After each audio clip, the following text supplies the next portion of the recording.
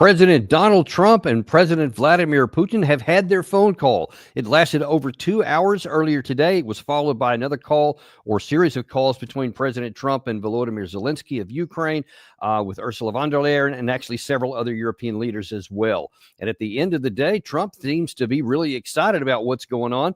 Putin seems to be like, okay, it was another day at work. Didn't seem to be too excited, but had some optimism. And we're trying to find out now exactly what all this means. And to help interpret what some of these people mean when they say certain things, we have the ever popular Andrei Martyanov, veteran, author of Russian military expert, and the leader at the YouTube channel Smoothie X12. Andrei, first of all, let me just jump right in. What is the view from the Russian side when Putin made his first comments coming out of this statement? Well, he came out, gave a 3-minute brief to press, including Mr. Zarubin, obviously, who is official Kremlin reporter. And he repeated pretty much what we all have now, and then probably you do have too, the blister on our tongues, repeating this thing for the last 3+ years. A blister on our tongue? Yeah. So it's just, saying that, you know what, root causes, they have to be addressed, period. There will be no ceasefire. It's very clear. Mr. Ushakov, the main Putin aide, came out after that. And in his 8 minutes, he stated that I have really nothing to add to what the president stated. So, it's not good news for Donald. And actually, the main news is not even this phone call. The main news is what preceded it when Mr. Peskov stated officially, for the record, that there is no work being done on any kind of meeting, and there will be no meeting between President Putin and President Trump.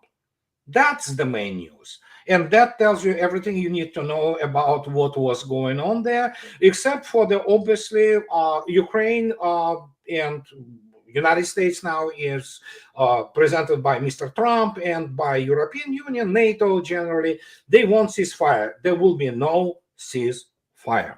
Simple as that. And without I get your analogy there to the blister on the tongue. I certainly feel frustrated at some of the things we've said, because the Russian side has said really nothing different for multiple months, ever since Trump won the election, even before he got inaugurated. And I remember very clearly when I think it was at their first phone conversation between the two after Trump had been inaugurated, and Trump was pushing for a 30-day ceasefire, of course, at that time. And I remember distinctly that President Putin didn't just say no. He said, well, that's something we can talk about. And there are a lot of nuances, I think was the term, at least translated, that they used, and a lot of conditions that have to be figured out. But in the meantime, we're really looking at the end of war negotiations that address the root causes. And he never said anything different. And my ears, now I'm not a Russophile, so you'll have to tell me if I missed something, especially in the translations. I didn't hear anything different in him talking after the phone as he did in the previous statements before the phone call. Absolutely. He repeats the same thing. And there is no, Russians say that, we can talk about ceasefire when it is all, root causes are addressed. And so then the special military operation may stop. And, but that's the other thing. Mr. Trump still plays this game. He lives in the alternative universe, judging by the statements coming out of his administration, which he doesn't control. He lives in this alternative universe where United States is not a belligerent. He tries to play the, mediator role. Well, he had the chance to stop this war from becoming his, but now it is fully his war and nothing could be done about it. And this is the result of the activities of the several U.S. administrations, including the expansion of NATO, which is one of the major root causes of all that. And so until those addressed, and they are addressed not in some form, signing of some formal paper, which of course Russians don't believe any paper, you sign with the combined West today, it has to be some arrangement, which probably was discussed apart from the discussing Ukraine for 2 hours with him. But again, Mr. Peskov, and they yesterday Mr. Putin addressing this before the phone talk. And you're absolutely correct, Danny, when they said that. Same thing. Root causes or no cigar, So and I want to drill down to something you just said there, because I especially for some of our Western viewers who may not be as familiar with Russian thinking, and it's everything. I want to go down a path here. This is not to validate or justify anything, but to understand, if you don't know where the other side is on this negotiation, what their mentality and their thought process is, you're going to have a hard time coming to an agreement that everybody can live with. And that is on this issue of the ceasefire. Now, many in the West, and it's said all the time by senior leaders, by television pundits and so-called experts, that obviously you have to have a ceasefire first, and then you can talk about the terms after that. That's just how it has to happen. Actually, our press secretary, the State Department press secretary said that, Tammy Bruce, a while back. But I was watching some Russian commentators this in the past week or so. I could have gone further back there, but they say one of the reasons in which they will not even contemplate a ceasefire before the end of war negotiations are termed is because what they say happened in the Minsk Agreements, where they had a ceasefire then, and then they say it got violated. I wonder if you can explain from the Russian perspective what they mean by that. Oh, no, I mean, Russians know, and Vladimir Putin was on record speaking about it, and pretty much any top Russian official, they stated very clearly that Minsk Agreement, which, by the way, has been confirmed by none other than Mr. Holland and Frau Merkel, was about cheating on Russians and arming and rearming Ukraine and preparing it for. It was a cheat, It was essentially, all for the show, and Russians don't believe it anymore. And what they contend that there was a ceasefire that ended the veritable civil war that was going on at the time, so that they could negotiate the terms of the Minsk. Yeah, in reality, they were arming armed forces of Ukraine, rearming them, and this was confirmed not just by Vladimir Putin. It was stated clearly by Frau Merkel. She made it explicitly clear that in the end we cheated Russia. We used Minsk agreements for essentially rearming Ukraine and preparing it for much larger, actually, hostilities. And that's not just the only type of thing. We have to remember, Russians view this in the long term. Let's recall what happened with the ABM treaty, anti-ballistic missile treaty, which, Mr.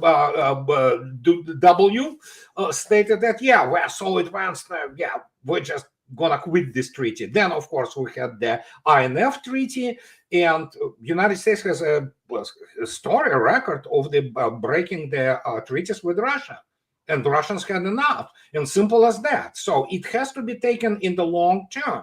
You cannot just say that this particular instance, it is a larger framework. And this is what I think they were talking about, that Vladimir Putin, like he did with the Tucker Carlson during his interview, gave Mr. Trump a little bit of the excursus into the history of Russia and what it's all about, especially after the scandalous statement which insulted the memory of the 27 million Soviet citizens who died defeating. If Mr. Trump thinks that it doesn't matter, well, I have news for him, but then again, we observe this pattern, complete disregard to what is going on, to the point that we have to keep in mind, and you know it better than me. You are friends with Tulsi.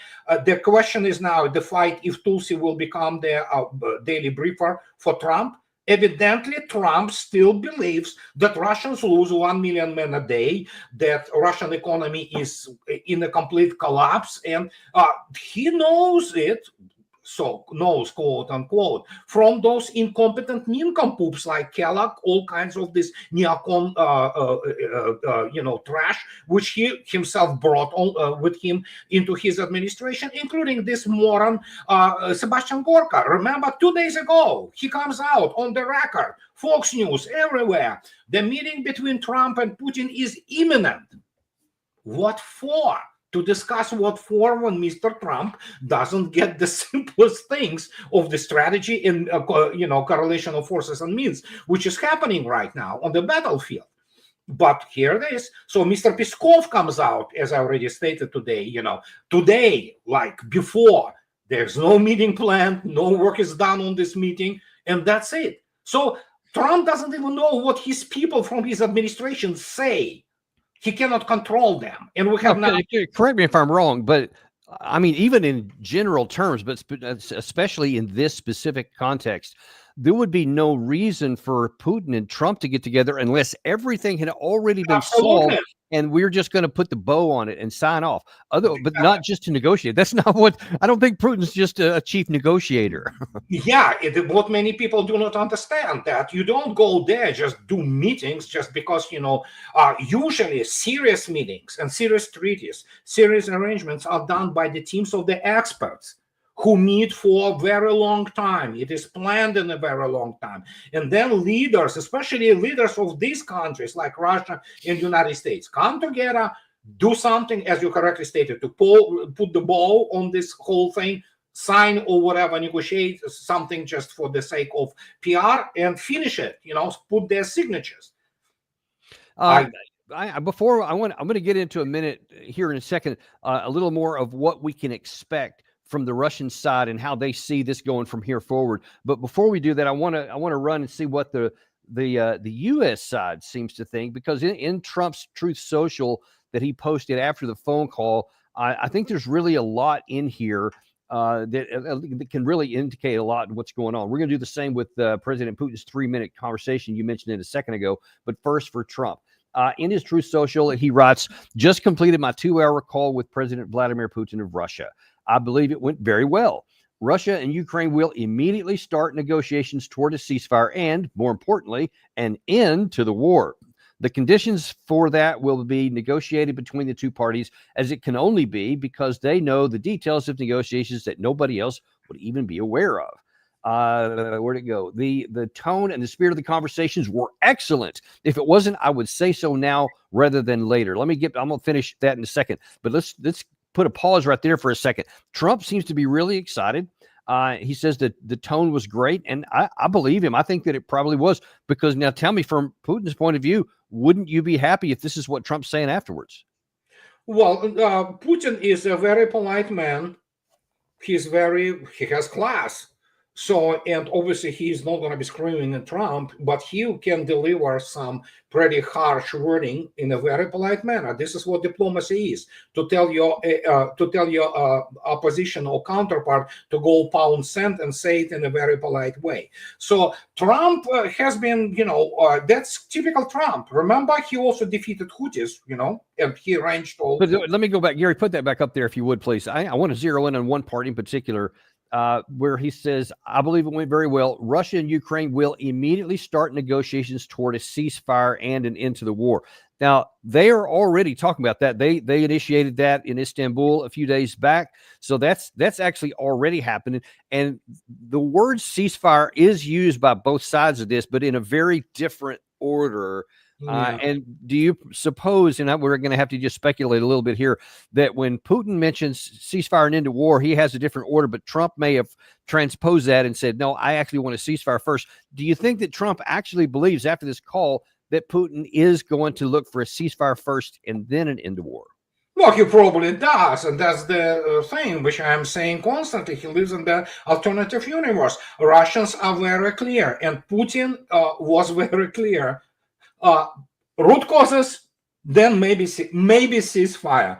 Special military operation, if you look at the ground right now, there is no intent of any ceasefire, and the way actually the configuration of the troops and what is happening around on the battlefield, there will be no ceasefire. It's actually, there will be no stop of special military operation. But as we already stated in the beginning, it has been repeated so many times by Russians that you literally have a blister.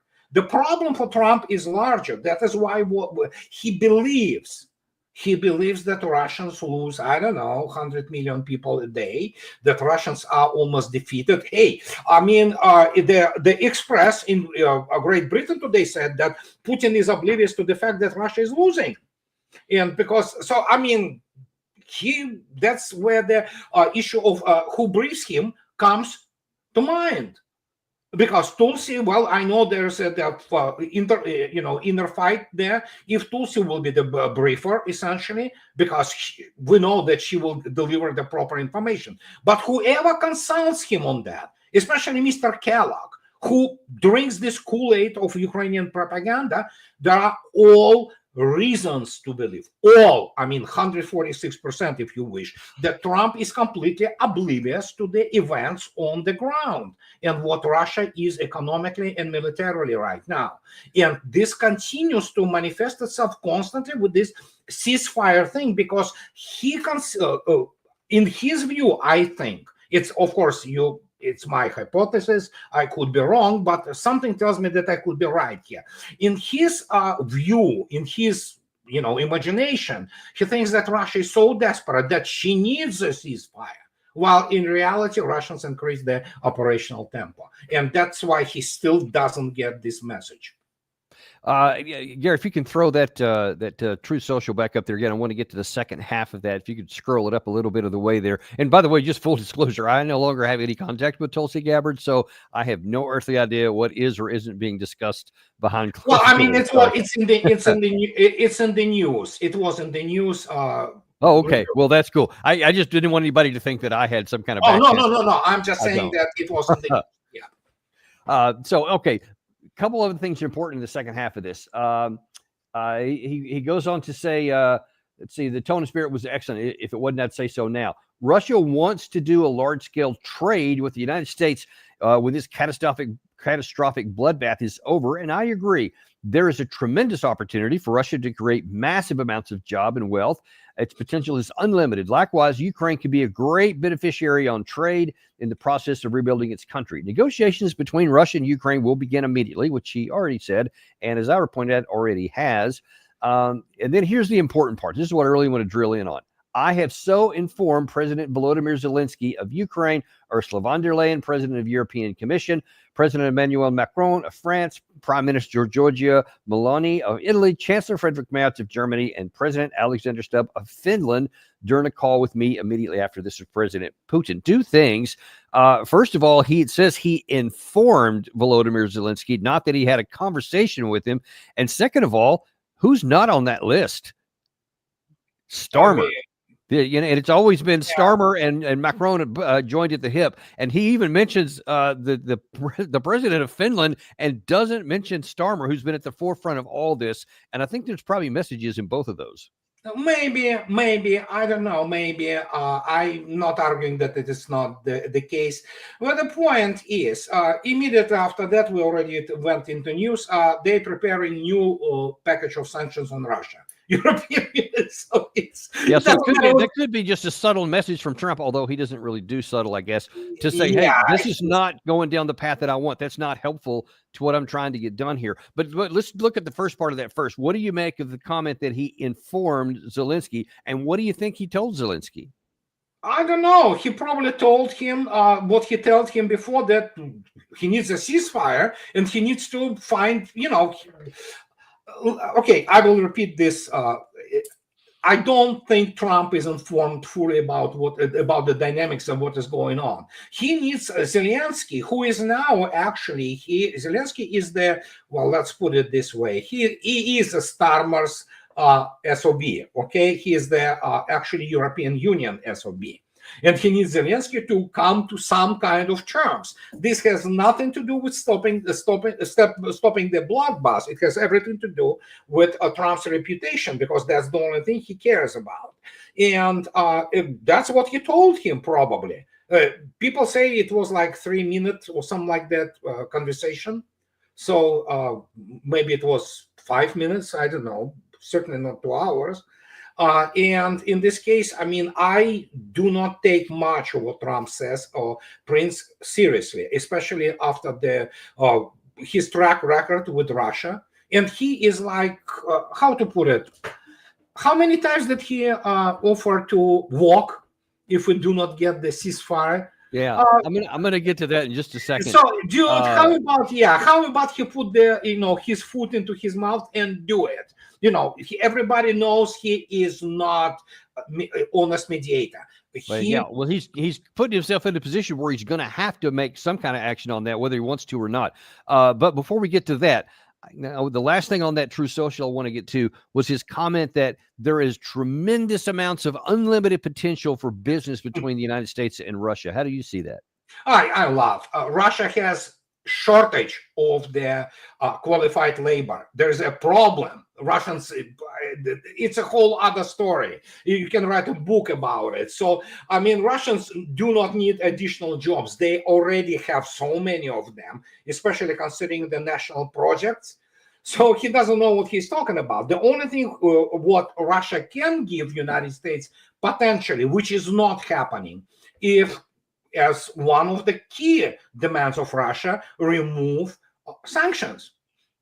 United States is not, and Europe are not going to remove sanctions from Russia, period. It's out of the question. In this case, any participation of the American companies, not Europeans are not coming back.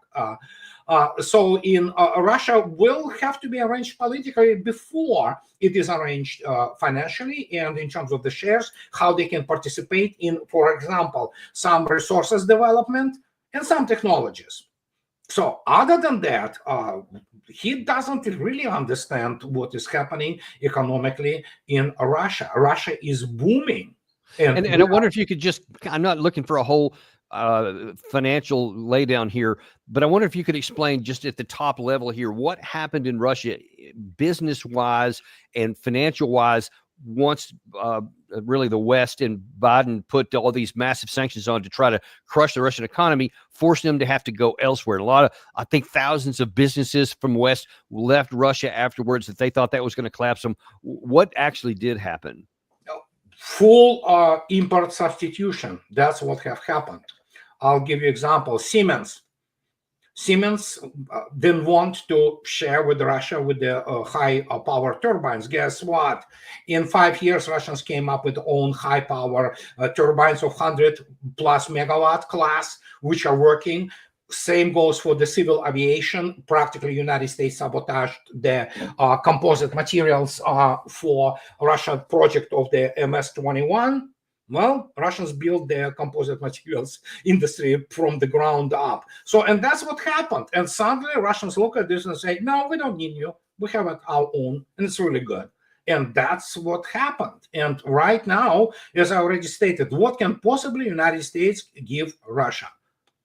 Not much. Participating in some kind of whatever that investment is. There is definitely interest on the issue, on the part of the American, especially energy companies, to be part of the massive Russian energy resources. That's understandable. That's reasonable. The problem is, again, what about removing sanctions? But yeah, they're not going to be removed. We'll take that as it comes. Okay, I want to shift over. You've mentioned it a couple of times, so we kind of spoiler alert. You've already really given us the big takeaway right up front.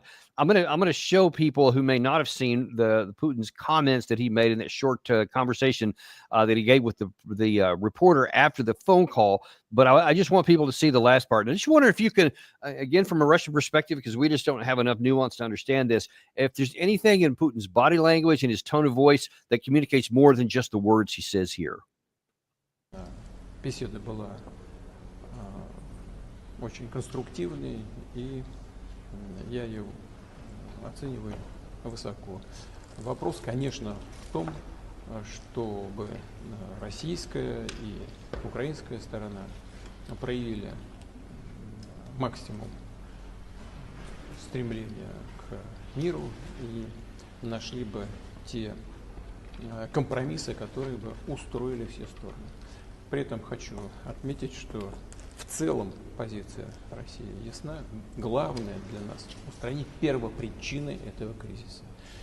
Если потребуется что-то уточнить, то пресс-секретарь Песков и помощник господин Ушаков разъяснят чуть позднее какие-то детали наших сегодняшних переговоров с президентом Трампом по телефону.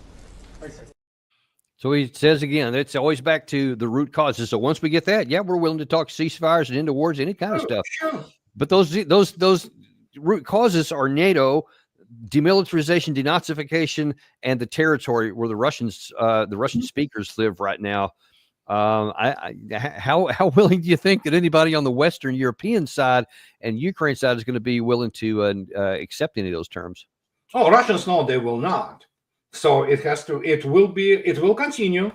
And as I already stated, listen, at the 3+ years ago, me and my friend Colonel Vladimir Truhan, the officer operator of the central apparatus of Ministry of Defense, and other people, it was known essentially. Putin told Gerasimov and Shoigu at that time, untie yourself from the calendar.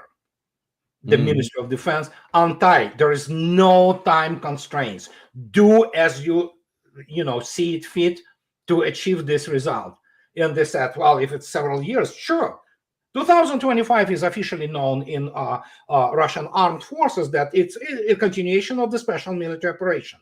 So, I mean, there is a long-term strategy, there is a long-term planning, and as the result, so yeah, root causes. You don't get to root causes of this, we continue. And the situation on the front and configuration of the forces testifies today unequivocally that it's not only continuous, which we know, it's going to increase dramatically. Like, it's already actually in the increased phase, but it's going to increase even more. And then we will have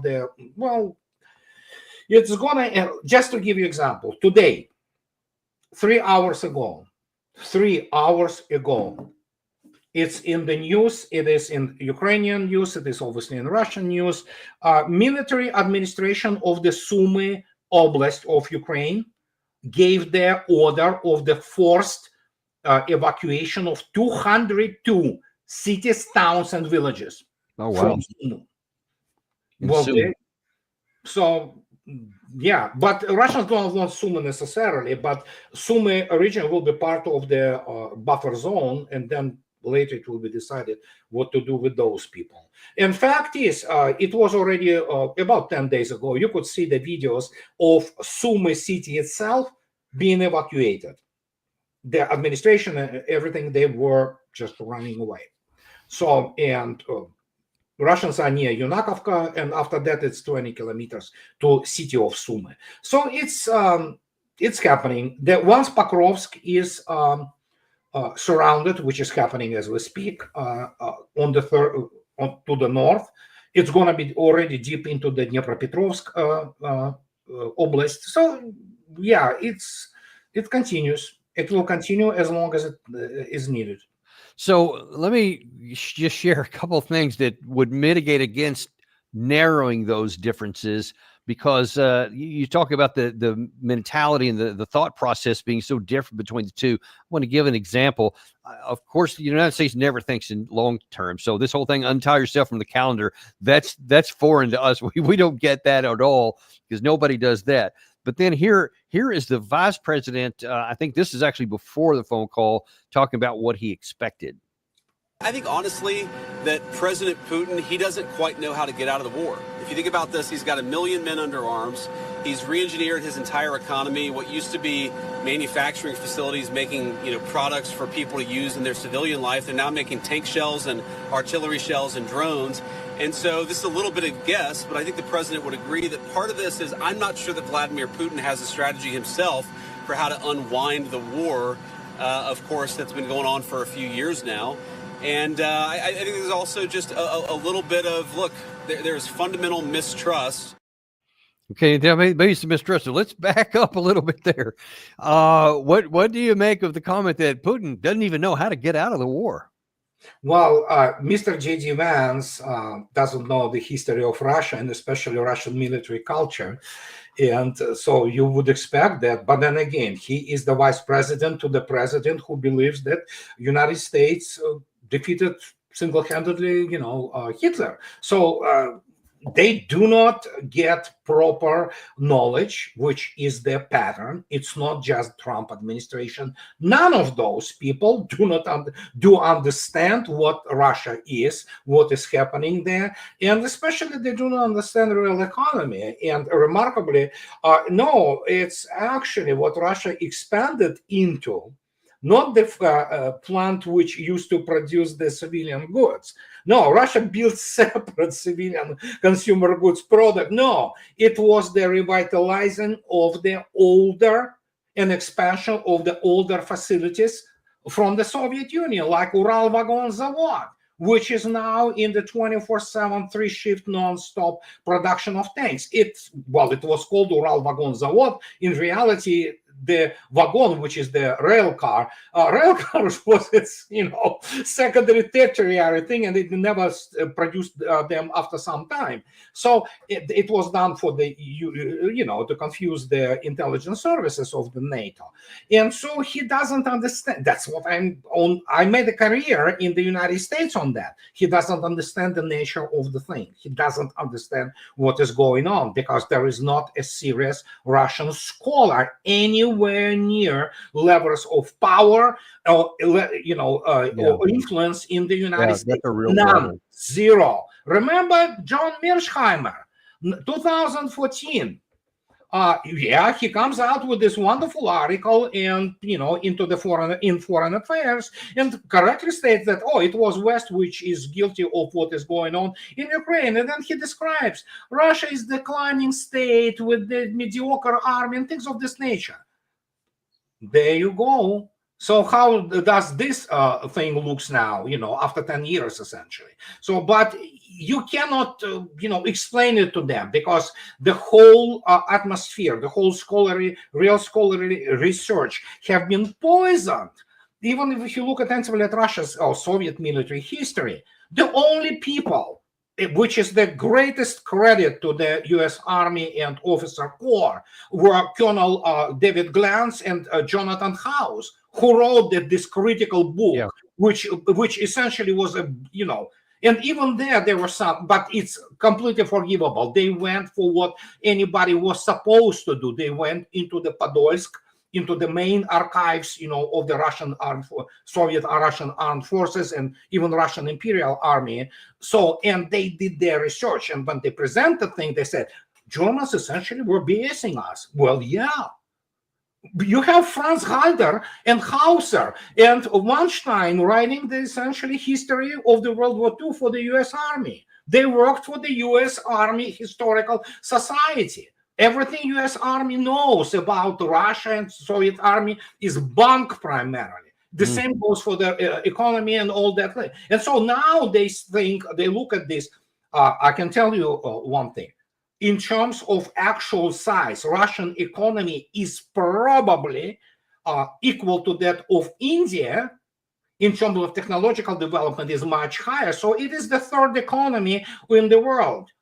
And of course, then they come to Russia, and not only Moscow, St. Petersburg, or Sochi, but Nizhny Novgorod, Yekaterinburg, Vladivostok, and they look at this. This is supposed to be a dump. Well, no. They see the modern cities with a modern infrastructure, very good level of wealth, and what is worst for, obviously, for the combined West, and especially Europe, Russians are beginning to live better than they ever did. Then they begin to live better than Europe. Why? Jobs are everywhere. They need it, and especially jobs. Not some kind of, wholesale guy or just simply writing IT code, albeit that is needed too. You need engineers, you need welders, you need the CNC operators everywhere, literally. It's just not enough because the economy is booming. It grew last year, actually 5+%. Granted, GDP is altogether I don't accept it as a real measure of economy. And so that's what they are facing. And they cannot accept it. They don't have toolkit to grasp what they are looking at. You cannot take J.D. Vance and transplant him to Russia and say, here's a month, here's the money, go travel, talk to people, go to the manufacturing facility, state of the art. They don't even know Russians produce their own lithography equipment now. Yeah. They don't understand the Russians produce their own commercial jets, which are state of the art. So that's Vance. One other I want to show about here. This is from yesterday, where Secretary of State Marco Rubio was asked, "Hey, what about the risk that Russia's just tapping Trump along?" We're no longer flying all over the world trying to set up meetings. So I think your question is, are they tapping us along? Well, that's what we're trying to find out. We'll find out pretty soon. They agreed they're going to exchange paper on ideas to get to a ceasefire. If those papers have ideas on them that are realistic and rational, then I think we know we've made progress. If those papers, on the other hand, have requirements in them that we know are unrealistic, then we'll have a different assessment. So there's some element of patience that is required. On the other hand, we don't have time to waste. There are a lot of other things happening in the world that we also need to be paying attention to. So we don't want to be involved in this process of just endless talks. There has to be some progress, some movement forward. And if at the end of this, in the next few days, we get a document produced by both sides and it shows that both sides are making concessions and being realistic and rational in their approach, then I think we can feel good about continuing to remain engaged. Yeah, but if, as you've pointed out here in Putin's comments there before, he made it pretty clear he's not going to make concessions on the Russian side. So the question's going to be, when you go back over not just an informed 5-minute phone call, as you talked about a minute ago with Zelensky in the West, but with more substantive conversations, I think it's going to become pretty evident pretty quick that the Ukraine side is not going to give in and do all the things that the Russians asked for. Ergo, we are no closer to peace today than we were yesterday. No. Russians only wait for Trump's promise to walk. In fact, is they keep the fingers crossed, say, "Hey, dude, how about you put your foot into your mouth and just do it? You promised it nonstop." He promised it for the last months. And each time he, like a leech, he comes back, he tries to call. He initiated the call with Putin. It's like same thing. "Hey, dude, how about you, be consistent with what you just stated? Walk." He can't. United States can't, because United States. So this is showing that there's going to be trouble coming up here. We've talked about on several episodes on our show a few times here recently that Rubio emphatically on the 18th of April said we are days away from walking if we don't get substance. Yeah. Then he said it again on the 29th.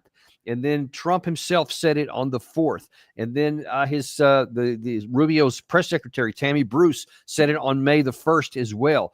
And then here he's still kind of saying that, but yet none of the things are happening and he's still not walking here. But there will come a point to where he's going to have a put up or shut up moment, because he can't keep the fiction going. If Russia doesn't give him the ceasefire and they don't give in on these root causes, as they call them, there's going to be incompatible with the West. And then what's going to happen? Absolutely. We are looking at the actually 500-year old and long end of the Western domination of the global politics, and Russia completely turned away from the combined West. It already happened. It's a fait accompli. It has been well documented. It has been stated many times from the highest podiums. And in this case, what can he possibly do? Nothing. He has to really, it's like the last chance for him to save the face, because he put, absolutely correctly stated, put up or shut up. That's simple as that. He has to, follow through with some of his promises, not those hollow statements. Everybody knows who is anybody who has a brain, that it's all hollow. It is all for the show. The reality was that United States cannot walk from this. It cannot walk from this because it is the first reason for that. It is originator of the whole Ukrainian crisis, with, as our good friend Larry Johnson correctly documented, Ukraine was pulled into NATO orbit since 1990s. It de facto is a NATO country with the exception of the Article 5. And that's what it is. And Trump is not interested in the ceasefire. U.S. foreign policy consensus and establishment are interested in preserving Ukraine as the future bridgehead to start trouble for Russia again, because they view Russia as their actually existential threat. It's simple as that. Well, with China too. You know, I in a show I did earlier this morning before the phone call to kind of lay a primer there to what may come out of it. One of the things that I showed in there was a video by Steve Rosenberg, a BBC reporter who's stationed in Moscow, and he will periodically say, here's what the Russian media are saying today. So he talked about what was in the Russian newspapers earlier today before the phone call. And one of the things he pointed out and highlighted was the Russian chief negotiator for the Istanbul meetings last week, Medinsky, I believe his name is. Yeah. And he was saying, he said, hey, look, if this takes 1, 3, 5 years, whatever, it's not going to make any difference. Harkening back to what you said about the disconnect from the calendar. But he seems to think that they're all the way, they're going towards a victory and that they don't have anything to worry about. He made some other comments along that. Now, here's some complicating factors from the Western side that I think that, man, if anybody's briefing President Trump, not only do they need to talk about history, they need to talk about logistics right here. Yeah. There has not been any new support from the United States since the May 2024 $61 billion package. That just kind of petered out. There's still some in the pipeline, but it's relatively small. There's nothing new in the pipeline. Now, there's some analysts I've seen in the West have said that probably in the next 4 to 5 months, the everything that the Western Europeans can still do, along with what's left of the Biden time there, is going to not run out, but get to a below some critical level to where they can't even continue offering resistance. Yeah. On top of that, we had, I think that this was yesterday, maybe it was this morning, the 47th Brigade commander, which is one of their elite, the 47th Mechanized Brigade commander in the Ukraine Army, which has been almost their centerpiece, other than the Azov battalions organization that has been in all the important places. He resigned over stupid objectives, and he had some pretty harsh language to say against the Ukrainian leaders for the stuff they'd got. Now, that's on top of something I found out just this morning, where the 59th Brigade commander was actually fired. Lieutenant Colonel Shevchuk stated that he was removed from his post as commander of the 59th Separate Assault Brigade after he gave the order to withdraw a unit from the Pokrovsk direction due to the threat of encirclement, which did not please Sersky and Zelensky.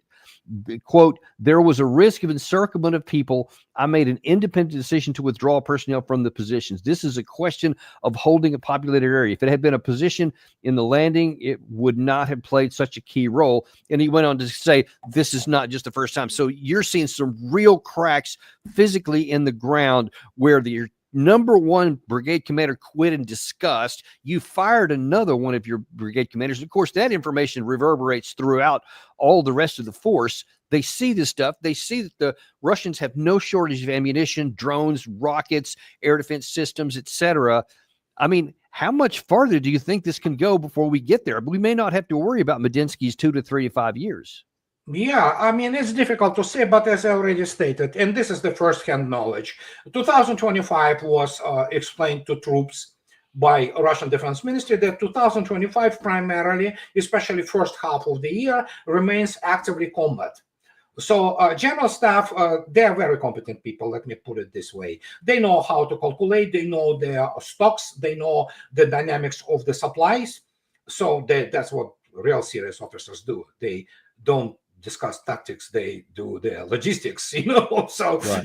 This is as good as me, so, and they know the numbers. So, and this is not just one issue with the whatever is left of armed forces of Ukraine. There are some other things happening, especially around Pokrovsk, which, of course, the idea, and again, make no mistake, we know that it is NATO planning. It was like, oh yeah, Russians will go in Pokrovsk immediately. No, I about 2 months ago said, until Russians surround Pokrovsk, there will be no, well, with the exception of some. Yeah, you said that on our show. I remember that. Yeah, DRG. Why?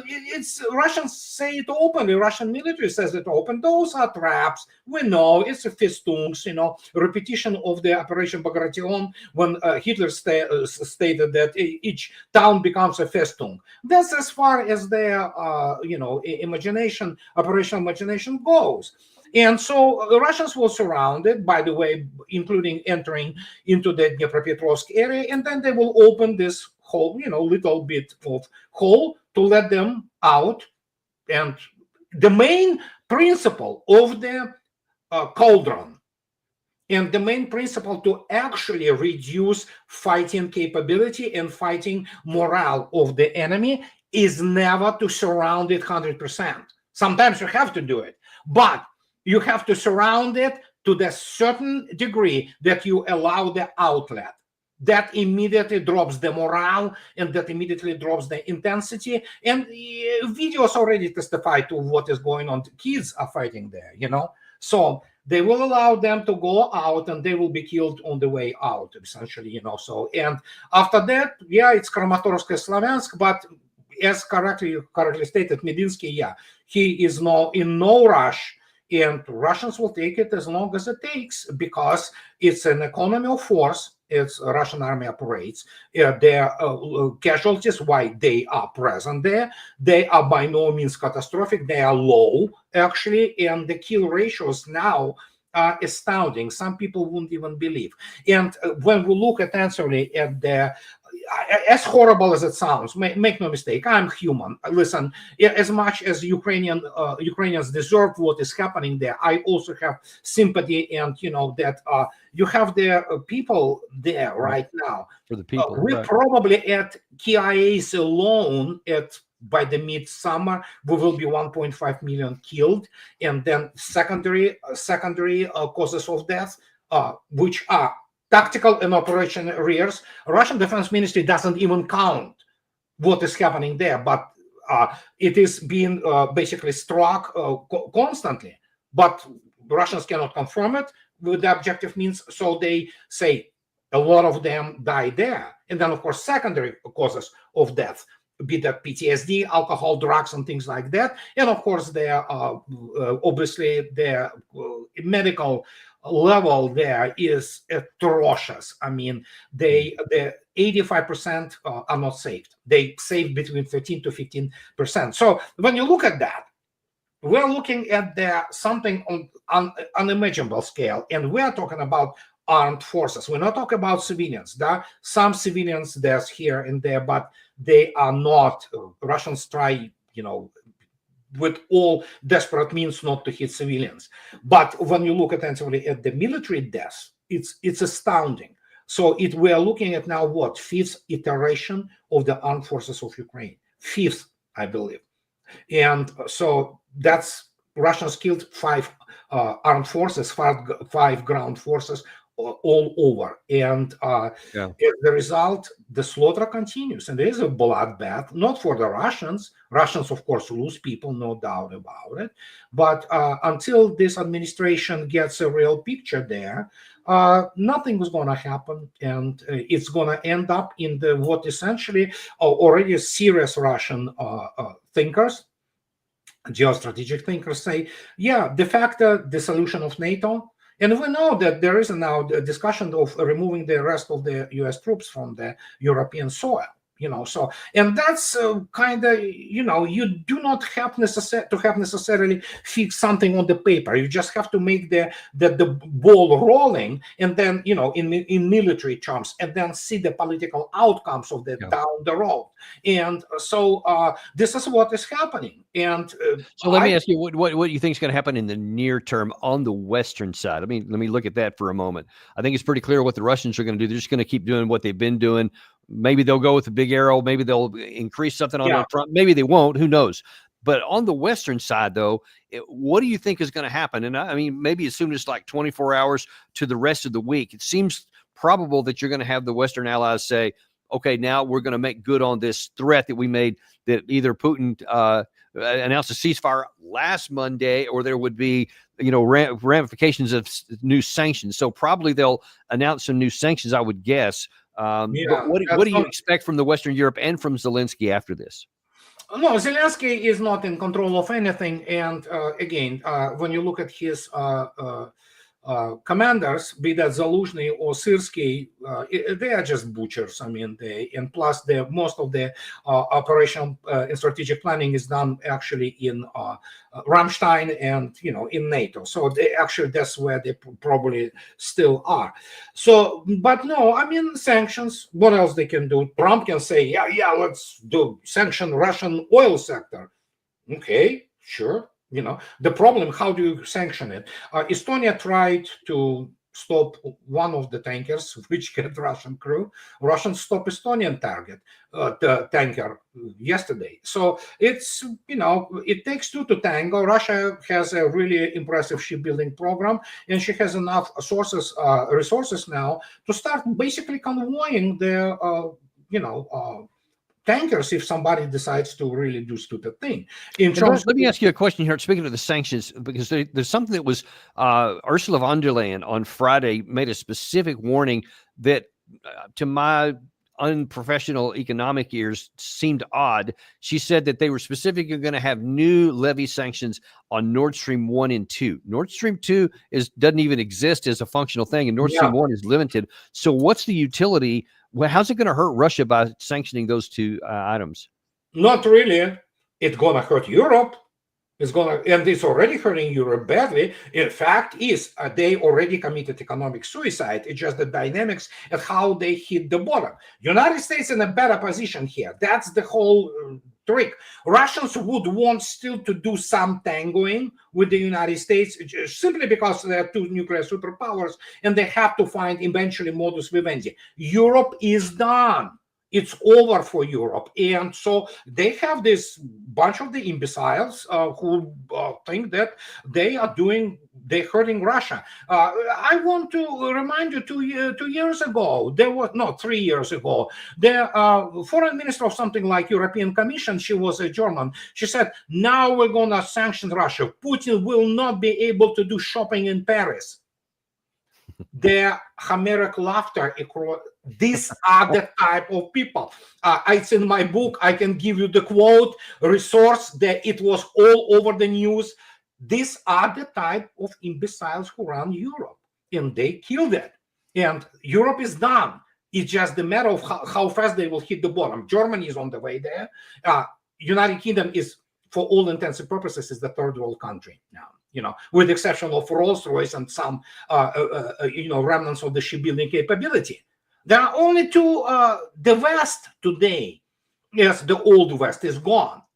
It's United States as the derivative of the Western country, which United States is not completely Western, but and Russia and China. That's it. They said how those three will arrange things. Well, Mr. Trump evidently is not ready to arrange things, but we'll see. But Europe it's over for Europe. They can blow whatever the hell they want. Let them blow everything. Well, why don't they just, they will be paying, they are already paying 3 times the price they used to pay for Russian gas. So they are going bankrupt, all of that. That's why when Rain Metal says that, we will create new Leopard tank.